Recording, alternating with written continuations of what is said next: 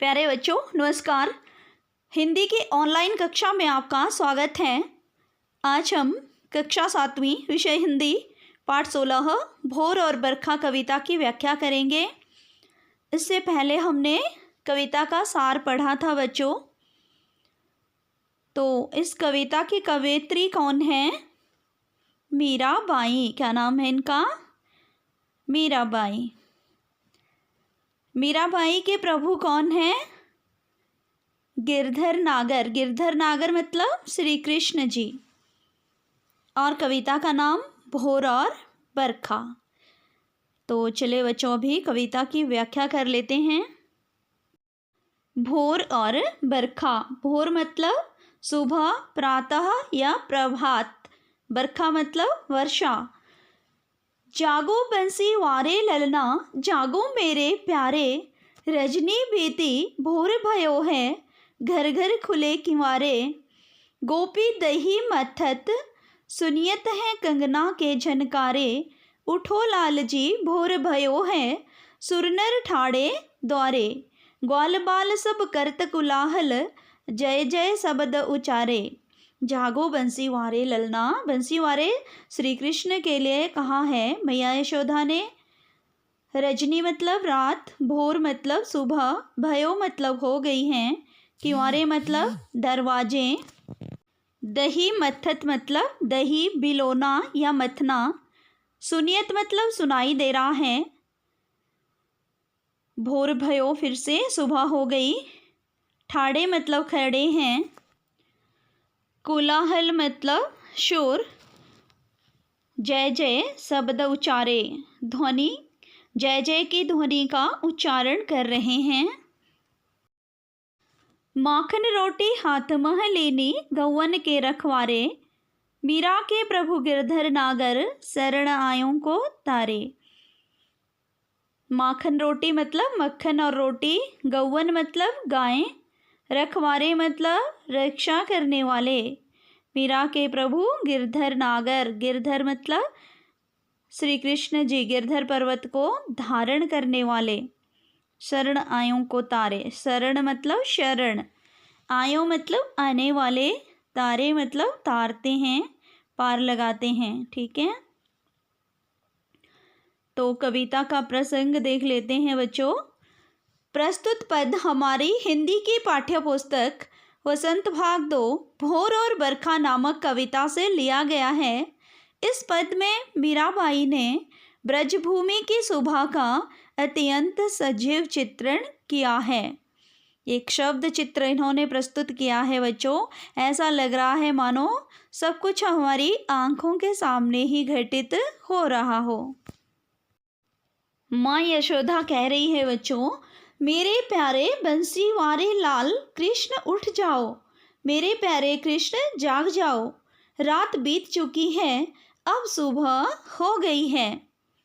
सभी घरों के दरवाजे खुल गए हैं, गोपियाँ अपने अपने घरों में दही बिलोने मथने लगी हैं। दही मथते हुए उनके कंगनों की टकराहट की झनकार सुनाई दे रही हैं।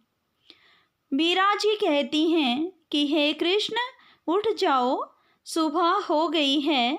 सुबह की पवित्र वेला में सभी देवता और मनुष्य दरवाजे पर खड़े हैं। सुर नर मतलब देवता और मनुष्य। ग्वाले भी सुबह सुबह जय जय शब्दों का उच्चारण करके शोर मचाने लगे हैं। कोलाहल मचाने लगे हैं मतलब शोर मचाने लगे हैं।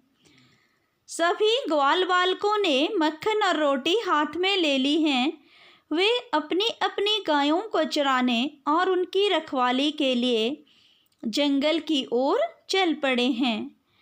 मीराबाई जी कहती हैं कि उनके प्रभु श्री कृष्ण अपनी शरण में आए भक्तों का उद्धार करते हैं। दूसरा पद है बच्चों, बरसे बदरिया सावन की मन भावन की। बदरिया मतलब बादल। सावन में उमंग्यो मेरो मनवा, भनक सुनी हरि आवन की। उमंग्यो मतलब प्रसन्न हो गया है, खुश होना। मनवा मतलब मन, आवन मतलब आने की।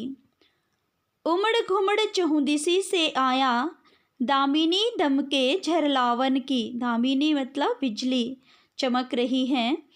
नन्ही नन्ही बूंदन मेहा बरसे, शीतल पवन सुहावन की। नन्ही नन्ही मतलब छोटी छोटी, बूंदन मतलब बूंदें, मेहा मतलब मेघ, शीतल मतलब ठंडी, पवन मतलब हवा, सुहावन मतलब सुहानी। मीरा के प्रभु गिरधर नागर, आनंद मंगल गावन की। गावन मतलब गाना। प्रभु गिरधर मतलब गिर को अर्थात पर्वत को धारण करने वाले श्री कृष्ण। ठीक है,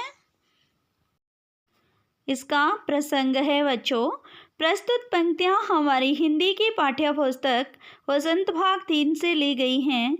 इन पंक्तियों में प्रभु श्री कृष्ण की अनन्य भक्त मीराबाई सावन की ऋतु में कृष्ण के आने की खबर सुनकर मंगल गीत गाने का वर्णन करते हुए कहती हैं, मीरा के प्रभु श्री कृष्ण आने वाले हैं, उन्हें खबर लग चुकी है। इसकी व्याख्या होगी बच्चों। सावन ऋतु आ गई है, बादल बरसाने लगे हैं। सावन की ऋतु में वर्षा मन को बहुत भाती है। भाती मतलब अच्छी लगती है।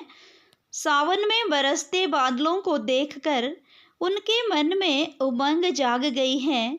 मीरा को श्री कृष्ण के आने की खबर मिल चुकी है। आसमान में बादल आकर उमड़ घुमड़ कर चारों ओर वर्षा कर रहे हैं। आसमान में रह रहकर बिजली चमक रही है।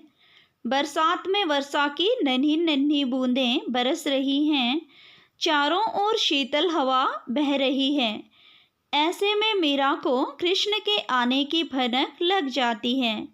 मीरा अपने गिरधर अर्थात कृष्ण के आगमन पर मंगल गीत गा रही हैं।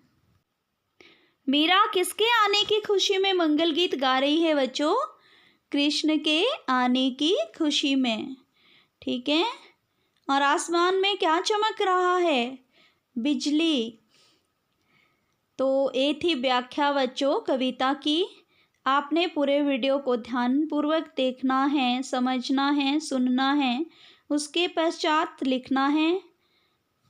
अब हम गृह कार्य देख लेते हैं बच्चों, जो कार्यपत्रक में आपको दिया गया है। कई बार कार्यपत्रक खुलता नहीं है, तो आपने यहीं से देखकर लिख लेना है। ठीक है, लिखना भी है और याद भी करना है साथ ही साथ।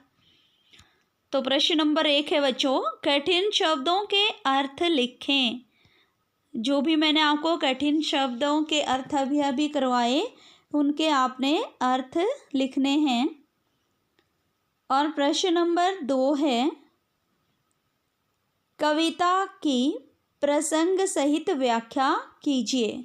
ये पूरी कविता आपने देखनी है, उसके पश्चात अपने शब्दों में व्याख्या करनी है।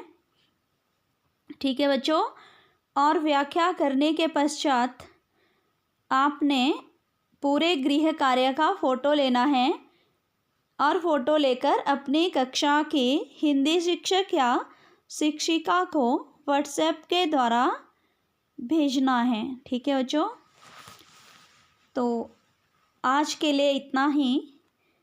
कल हम फिर किसी नए विषय के साथ मिलेंगे। तब तक के लिए धन्यवाद।